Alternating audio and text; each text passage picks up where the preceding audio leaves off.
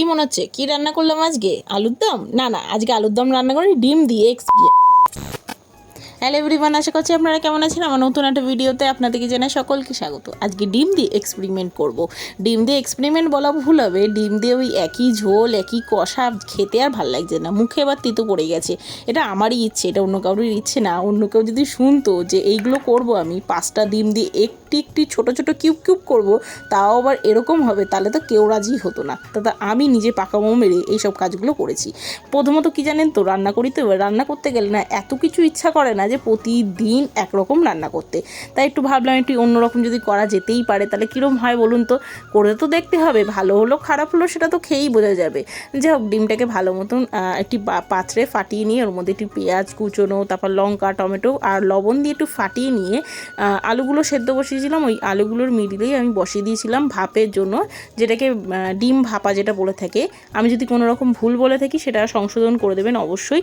আর তারপর গিয়ে আমি সেটাকে নামিয়ে নিয়ে তারপর এদিকে আমি রুটি করব বলে, যেহেতু রাত্রিরে রান্না করছিলাম, রুটি করব বলে আটা মেখে নিচ্ছিলাম।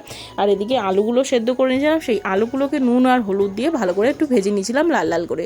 আলুগুলো যেহেতু হাফ সেদ্ধ হয়ে গেছে, খুব একটা ভাজলাম না আমি, অল্প একটু ভেজেই তারপর ওই যেই ডিমগুলো যে কিউব করেছিলাম সেই ডিমগুলোকে আমি হালকা করে ভেজে নিলাম যাতে ভেঙে না যায়।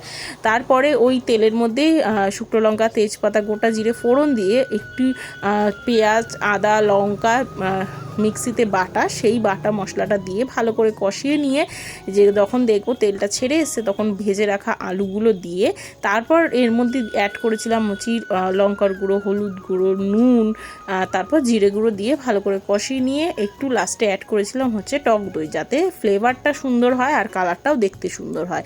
তারপর অল্প সামান্য গরম জল দিয়েছিলাম এখানে। আমি মনে হচ্ছিল জলটা একটু কম মনে হবে, তাই আমি একটু ঠান্ডা জলও অ্যাড করেছিলাম লাস্টে। তারপর আলুগুলোকে ভালো করে একটু কিছুক্ষণ ফুটতে দেবো, দেওয়ার পর ডিমগুলোকেও দিয়ে দেবো যাতে নুন মশলা সবটাই ডিমের মধ্যে ঢোকে। তারপর লাস্টে যখন ফুটে উঠবে গরম মশলা দিয়ে দেবো।